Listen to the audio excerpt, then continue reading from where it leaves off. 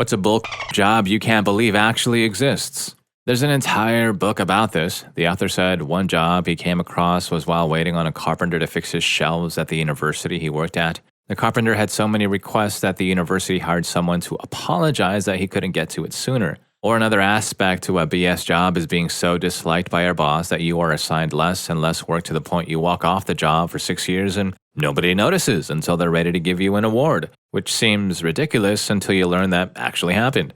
Well, I bet the apologizer got paid more than a second carpenter would cost, but they only had a budget for one carpenter? Story 2. Talk about boring. I worked for a company doing quality control.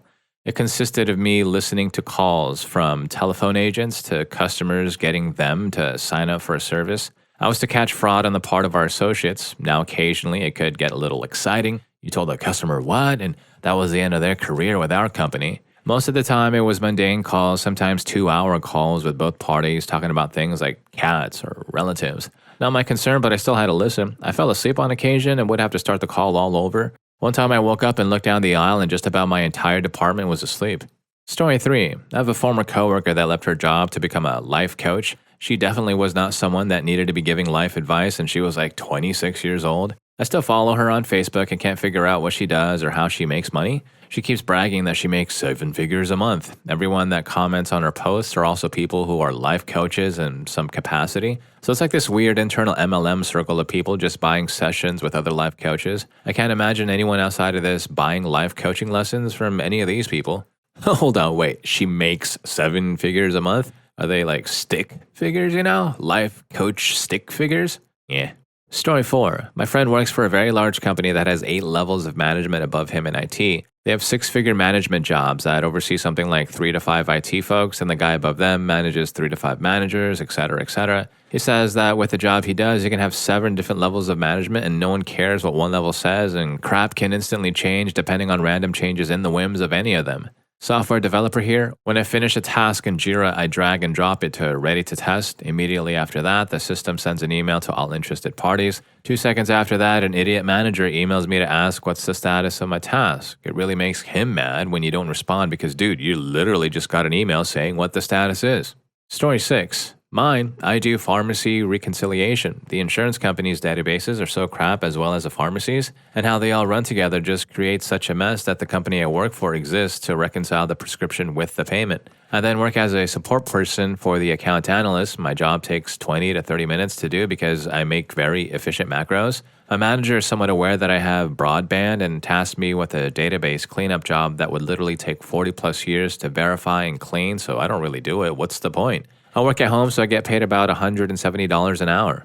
Story 7. Recruiters. I recently had to do a phone interview with one of these people. She called from some area code I've never even heard of. She didn't ask me a single question about my knowledge of cars and the related parts. What's your biggest accomplishment? I sold a lot of car parts last month. What's something you're proud of? I know a lot about car parts. I didn't get a follow-up interview. I doubt anyone at the local dealership even ever knew I applied for the job. It was ridiculous. Story 8. I do special projects for members of the C-suite in pharma. I've worked with a number of CFOs, company presidents, and CEOs. There's never any substance to any of them. They are usually putting on a front of phony confidence for about 99% of the day, but behind closed doors, they are emotionally unstable and usually scared or incredible idiots. The closer you get to the top, the more you see it's all built on hype. Fortune 10 companies, they just talk and make bad choices all day. And when things fail, they either get ousted by the board within a year with a huge payout, millions, or they stay on and fire all the people they managed and relied on, and then they start over, trial and error at scale. C-suite members are worthless and not worth anything close to what they get paid. Story 9. I can't believe my job exists. I'm basically being paid $17,000 a year to do nothing. Mostly busy work and the crap work that the manager doesn't want to do, but sometimes very literally nothing. It told me that I was being hired as a dispensing optician. That's what I was trained to do, but that's not actually the job they hired me for. There's no way they could have told anyone what the job actually is because probably no one would take the job if they were honest about it. The manager is lazy as hell and just wanted someone to come in and do all the grunt work that she doesn't want to do, cleaning, inventory, filing, keeping stuff organized. And there's not enough of that stuff to do to actually fill the schedule they hired me for. I spent about 25% of my work week doing actual opticianry, 25% doing the grunt work, and the other 50% is spent literally doing, nothing. I sit around, listening to the radio, waiting for customers to come into the shop. When I work alone, I'm on my phone most of the time. I have literally sat in the lab, surfing social media and dozing off for as long as 3 straight hours. If I doze off, the door alarm will wake me up whenever a customer comes in. Story 10. A lot of the C-suite jobs, their job is to hire people smarter than them to do their job for them and then occasionally make a decision that those people they've hired could easily make as a collective. It's insane that they're viewed by society generally as the hardest working of a company, and when they do demonstrably the least, the people at the bottom and middle of the company actually put in work. The top just acts important while ensuring their job is entirely handled by people they hire, or more accurately, people hired by the people they hire. Story 11. I worked for this place called All Connect that was pretty terrible. They're just messing around from start to finish. Here's the scheme. You call your electric company to tell them you moved. They tell you they can get other utilities transferred to your new place too. Your electric company then sends you to All Connect. I think I transferred somebody's utilities once. What we got paid to do is pester the crap out of power customers to get them to sign up for a new internet service at their new home. Sometimes the power company would tell the customers, let me get you transferred so they can finalize this for you. And then they got me, and my job was to sell them crap. It felt sleazy from start to finish, so yeah, I quit. Story 12. US, there's someone in hospitals who takes all those patient satisfaction surveys and compiles the data from them, adds in the comments, and then sends it to the Vice President of Patient Care, VPOPC, which is the new name for Vice President of Nursing. This paper pusher / data collector is a bachelor's level or greater graduate of nursing. The VPOPC then sends out the data with a strongly worded email to the managers to do better. The managers then send a strongly worded email to the bedside nurses. The bedside nurses have very little to do with the patient survey responses because we can't control the patient's illnesses and we can't make them 100% comfortable because they are sick. Story 13. Door to door with no shame. I'll explain myself better. Once inside the house and after showing a specific tangible product to some people, the nonsense part is asking them for their friends' family members' phone numbers just to go to their houses and show the product. That's very embarrassing. And the world, when you act in that shameless way, starts hating you and has every right to do that no matter who the people you meet during those job days are. Well, I did that job for 2 months and I'll never do it again. Never. Some jobs are driven by greed, and in that case, I was exploited by the agency I worked for. Lies upon lies, and yes, this went personal, but just choose wisely the job you choose to do, even in your worst moments of your financial life. The true value is inside your spirit, not outside. What a horrible job. Story 14. I work for one of the largest university systems in the whole world. I met a woman whose full-time job is to write thank you notes to donors, and she oversees 2 people. One writes notes for donations under $5,000, the other handles $5,000 and up. She wishes she had a third person to help. The other part of her job is going to the president's house monthly to help them hand-sign birthday cards and deciding who is birthday card signed by the president worthy. Story 15. My manager's spouse has had a series of jobs in administration of nonprofits and charities. She generally moves on when the BS get too big for her to swallow, but it's pretty much universal in the secondhand stories I get. I know my manager makes solid money and remarks his wife makes more than he does, even drifting in between these jobs, which are essentially bureaucratic nonsense, management-glad-handing jobs that interface with local politicians and community organizations. Story 16. Mine. I sell phones. My job is to scam idiots into paying more than they have to because they were too dumb or lazy to check the website and pick a plan and phone on their own. Every company knows this is our job as salespeople. We are straight up taking advantage of the customer's lack of information to charge them more than we have to. While I don't feel too bad since every customer could just self-serve on the website very easily, and many are just incompetent and have low digital and normal literacy, it's still a terrible job.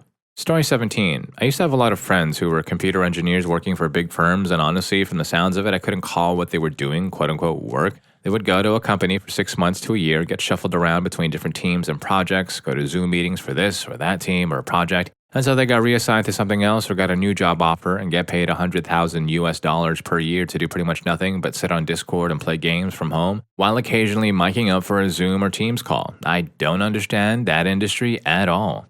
Story 18. Many partly esoteric coach. They get rich off stupid people, I guess. A lot of corporate nonsense, advisors, anything with more phrases than knowledge. I don't understand street work, but that's maybe just me. I don't want to have intimacy with anybody I don't really know or just pay, but it's big, I know. Anybody getting paid millions for being a CEO or similar. I've never seen a company in my country benefit from that if they are that big. Decisions always feel stupid on a big stage. I guess everybody knows better, but I could have seen this coming is just true on a big scale for me.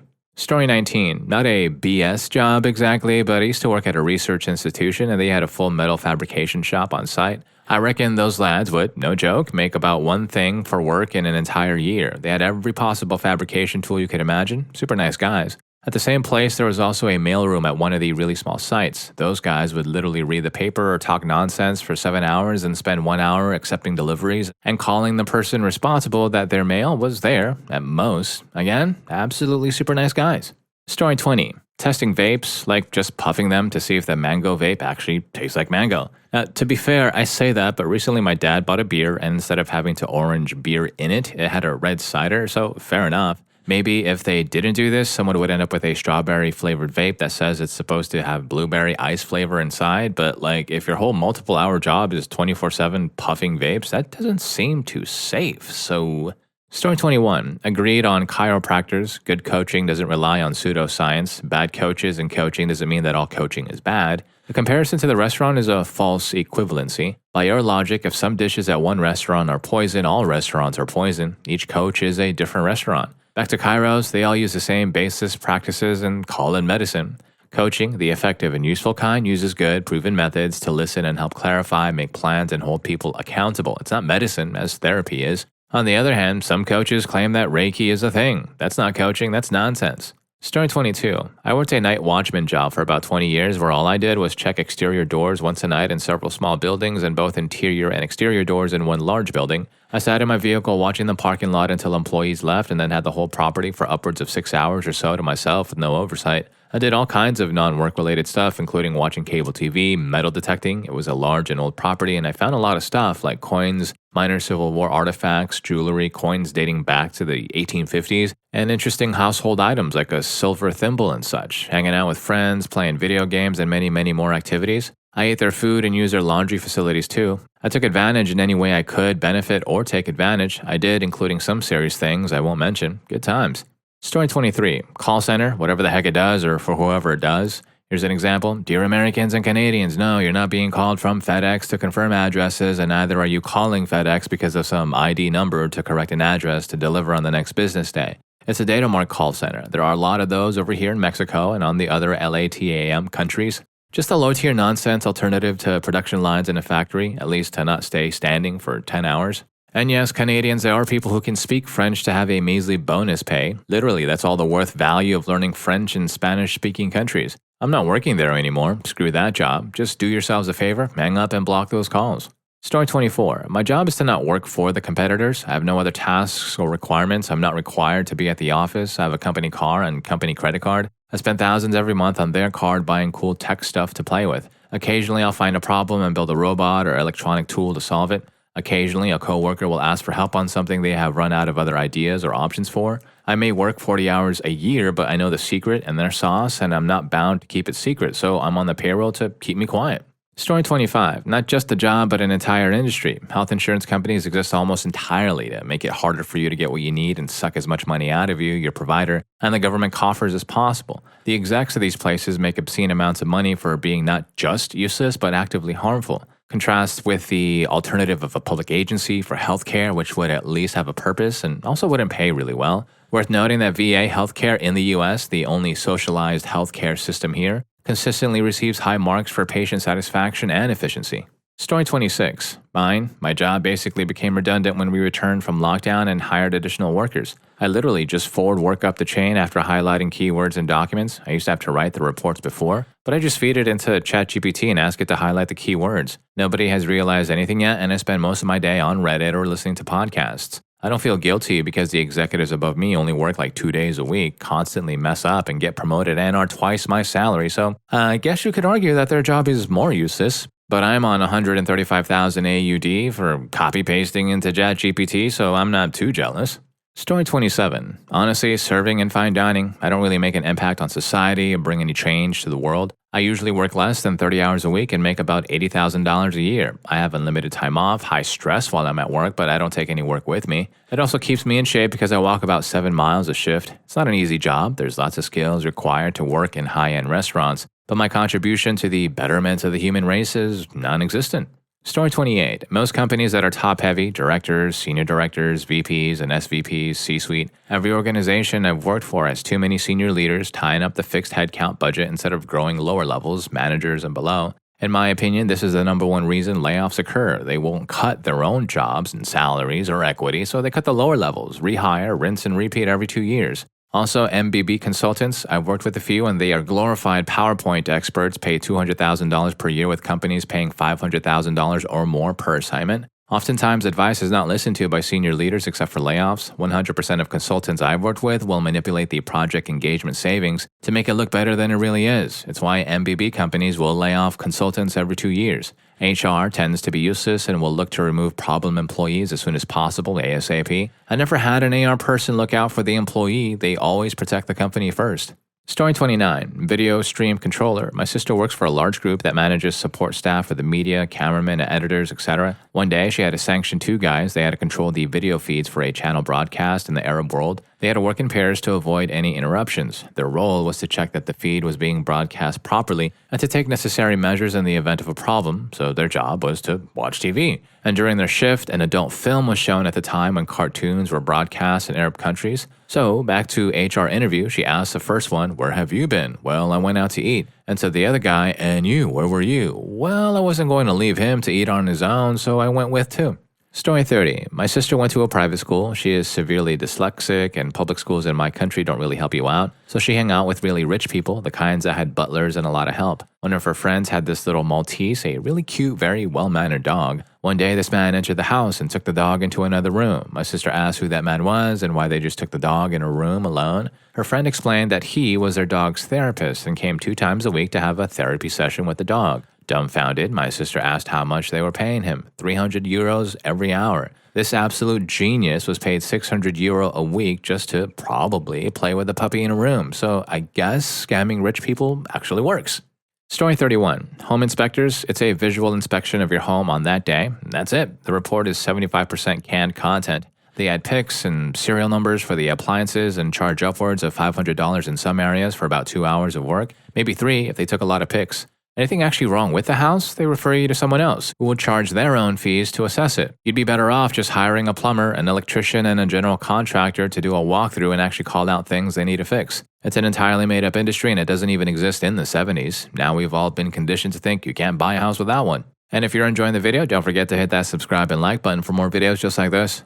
Story 32. Strategy consultants. Yeah, thanks for the 297 slides nobody will read that you've used with 63 other companies already, and that you can summarize as follows. Cut staff to make room for more money for C-suite, board of directors, and some shareholder dividend before year end, after which our non-existent advice will fail spectacularly so you can bring us back to fix the mess we created and pay us another few million for the same nonsense again. Oh, and also our consultants are 26 with 0 years of actual experience.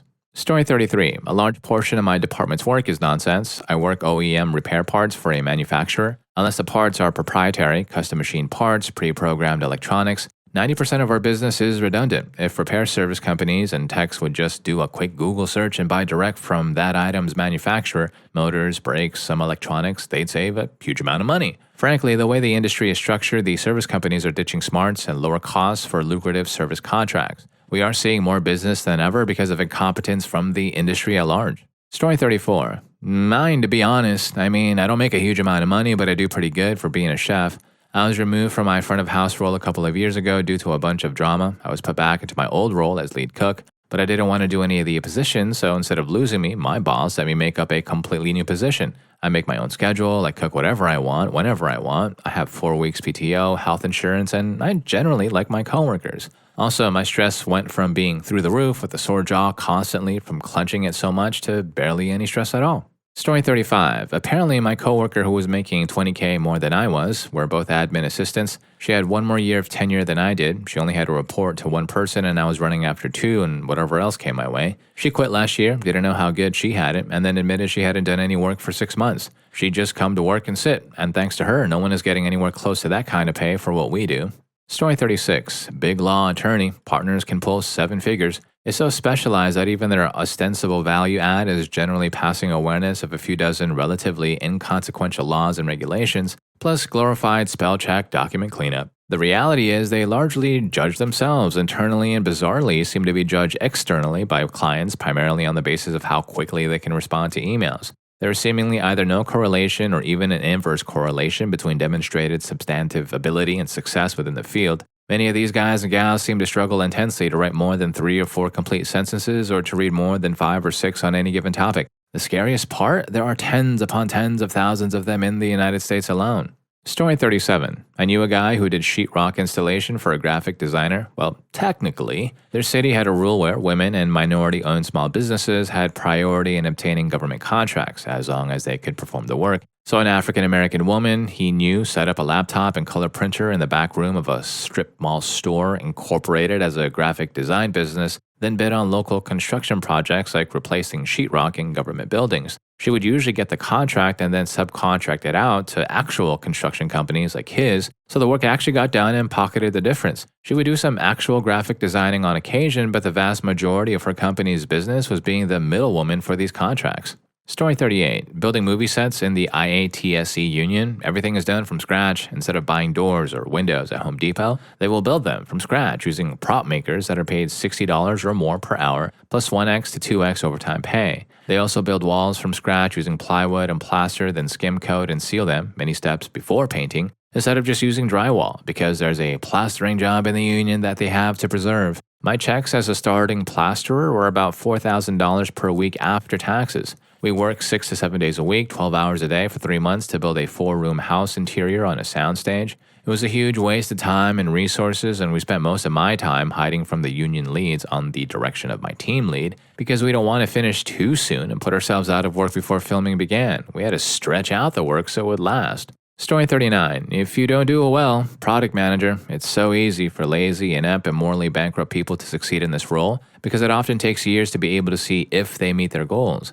I am a product manager and I take a lot of pride in my work, having worked my way up from the bottom and worked directly with engineers for years. But I work with others who came from more strategic roles and just learned to play the game, and they don't care about producing anything of value, only playing to leadership. The average tenure is 2.5 years.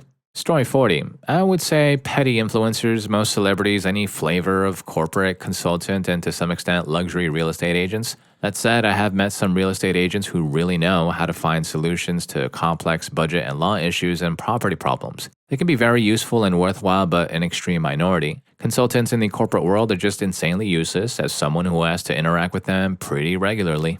Story 41. When you work as a government employee or contractor with a top secret clearance after you retire or get laid off, you can work as an escort within classified facilities called SIFs. Escorts are needed when an uncleared person needs to work in the SIF. For example, it might be a top secret data center that needs an air conditioner repair. All the escort has to do is watch the repairman and stay with them throughout the visit. They usually just drag a chair over and sit there while getting paid damn good money.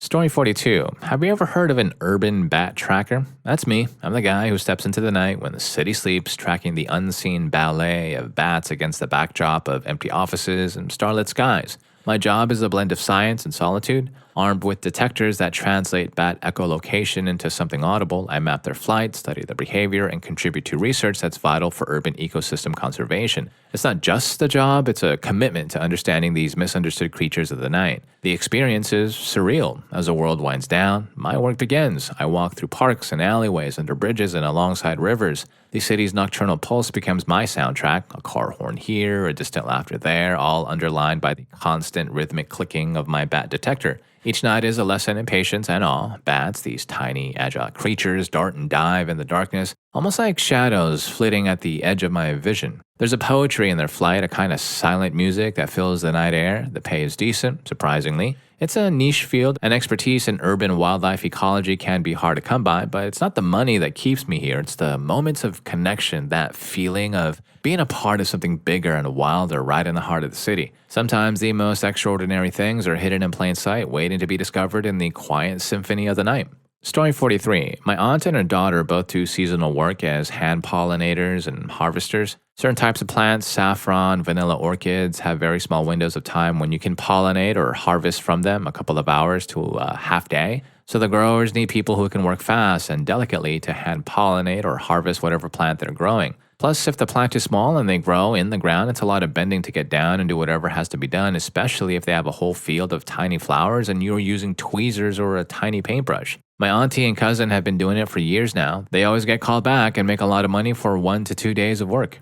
Story 44. I drive around and look at parking lot lights at night, making sure there are no outages. I don't fix it, I report it in an app, and the guys with the bucket truck show up later. It's part of the overall service my company provides. It's a monthly fee, and I pretty much have a set list of properties I visit either once a month or once a quarter. The pay isn't exceptional, but I basically get paid to listen to podcasts, so no complaints here. They also pay mileage properly, so no tax. Maybe not exactly an answer to the question, but yeah, there's someone that does that. Story 45. IT auditor. I worked with financial auditors to ensure that businesses are doing what they say they are in terms of data protection, access control, cybersecurity, software development, etc.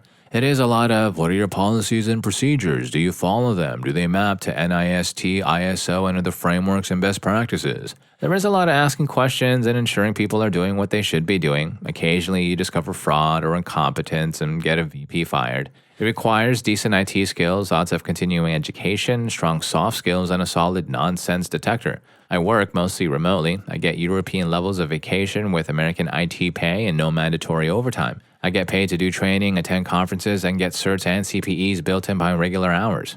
Story 46. Cytotechnologist here. One sentence summation of my career is that I screen pap smears for a living. The specimens come from the OB-GYN to the laboratory where they get processed on slides, stains, and cover slip, then brought to our department for microscopic review. The main thing we are looking for are cellular abnormalities known as dysplasia. We mark the cells in question, then forward to the pathologist for final interpretation. If no abnormalities are found, the cytotech can release those cases without MD review. We do find actual cancer from time to time, but the primary purpose of our job and the pap test is to find dysplasia before it turns malignant. The pay is very good these days, anywhere from $35 to $70 per hour, depending on your experience level and location. The education level is a Bachelor of Science degree, then completing an accredited cytotechnology program, which is normally another year. The technology has upgraded from simply using a microscope to many laboratories use semi-automated screening where the computer will show you what it thinks are the most significant fields of view for you to examine, and we are looking at completely digital screening in the near future where these fields of view are displayed on a monitor. That said, the human is still the final arbiter of what is negative and abnormal, for now at least. Story 47. Corrugated fiberboard structural engineer and designer, which is a long-winded way to say that I design cardboard boxes for a living. I make pretty decent money, too. I spend my day in a design lab, think a large, mostly empty room with a lot of corrugated cardboard sheets and a few large CNC flatbed cutting machines. I use a program called Artios CAD to draw a flattened box shape, essentially how it looks before being glued and folded up and assembled, and then that drawing is converted into a physical cutting die to be used on machinery in the factory portion of where I work. It's incredibly fun work and really makes you think about the packaging industry as a whole. We try to avoid non-paper materials at all costs, so our products, the boxes, tend to be very environmentally friendly. We also source all of our paper from ecologically friendly corrugators who own land and grow trees instead of buying them from deforesters. A lot of my job is making really simple boxes for everyday items. Your typical cardboard box style, 4 flaps on top and bottom, but I get to do more interesting stuff pretty often, like displays. Think the cardboard displays you see in grocery store aisles, and also unique packaging that has to protect the product inside. Story 48. I worked as an organ deliverer. I forgot the official title for around a year. The job was simple. I was stationed in the biggest hospital in my state. If an organ donation was received that needed to go to another hospital for a transplant, it was my job to move it. I was paid $40 an hour to, most nights, sit on my bum in the break room and watch TV or play on my phone. I'd probably only have to deliver something, let's say, once a week at most. It was an okay job, except that it was boring as heck, since the hospital I was stationed at did 95% of all the organ transplants in my state, and the other major hospital that did them was around 3 hours away, and you wouldn't ever have to go up to the north to it. Lots of pay to sit around, but, well, I wasn't exactly feeling fulfilled career-wise. Story 49. PCB cloner here. All machines and gadgets have complicated circuits. It is the first part that fries. Replacements are rarely available as models change, companies shut down, and instruments get old. Only a few people know the work I do, but it is a very demanding job. It's not easy to understand the logic and design and copy a new PCB. My other job is earworm remover. Both jobs pay well, but the first one pays really well. The only problem is I cannot copy secret government PCBs. That is a no-no. My expertise is restricted to household gadgets, old scientific instruments, and old control systems and industries. Story 50. Being a manager for a travel company, I can be at home or anywhere, really. I just have to have my work phone and work laptop with me all the time. I handle finding job sites for the travel employees and handle logistics such as booking their flights, rental cars, etc. It might sound easy, but trust me, it's overwhelming sometimes. Phone calls left and right. Sometimes employees are struggling with delayed flights, or those calls I get at 3 a.m. to help out a new hire employee who traveled overnight and then got a flat tire on the interstate so I can give them advice on what to do.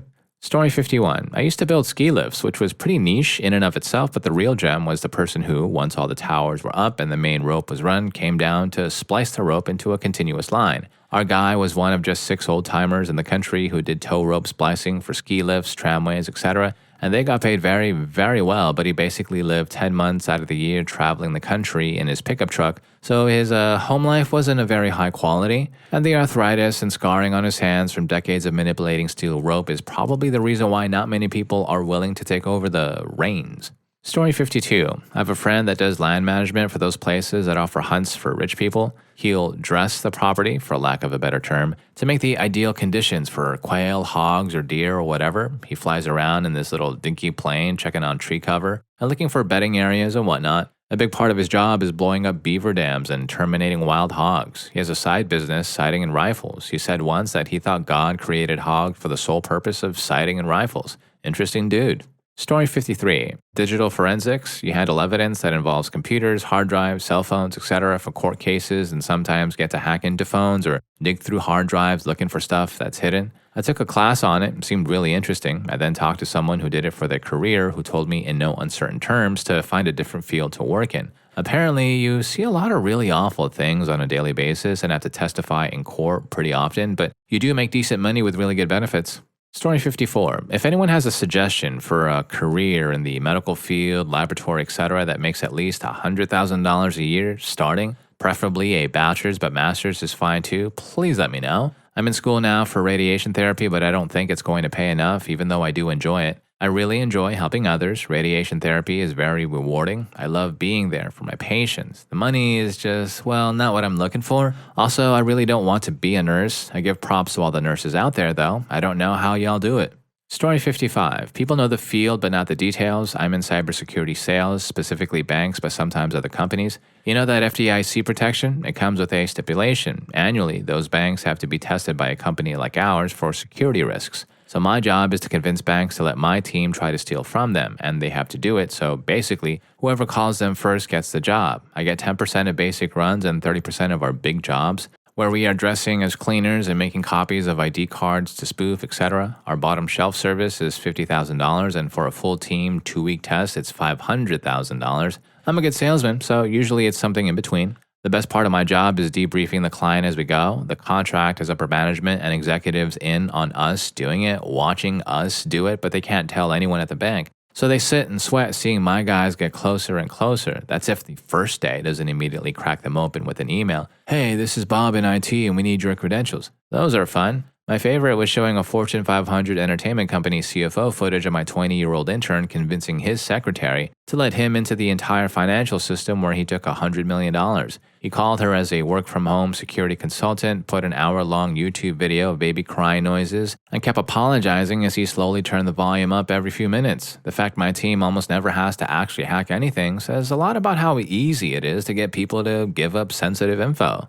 Story 56. Sometimes being a poll worker can be good money. We had a referendum last month and I worked as an absentee voting officer. I worked 6:30 a.m. to 8:30 p.m. attending a 1-hour training session and came in for 2 hours the night before to help our booth supervisor set up as their second in command, 2IC, was sick or something. All up, I got paid about $740. On the day itself, our booth was super quiet, so I spent half the day sitting at a desk waiting for something to happen. The next day, I helped at a depot counting ballots for 9 hours and got paid $46 per hour. Then again, working during the week is not good money, as it only pays $29 per hour.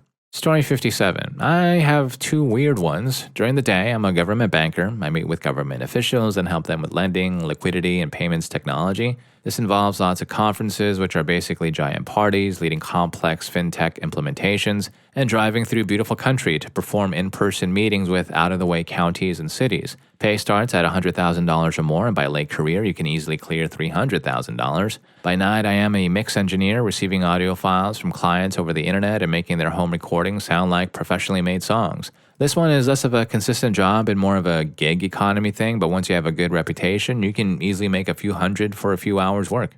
Story 58. A bereavement coordinator is someone who helps families with terminally ill or recently departed loved ones. They manage everything from paperwork to appointments, handling the funeral service, and supervising volunteers and staff so that the family going through a difficult time doesn't have to. A bereavement coordinator position is a type of counseling service as well, and you might be responsible for arranging counseling for the bereaved when necessary. With a job like this, you would generally work in hospitals, nursing homes, or in hospice settings.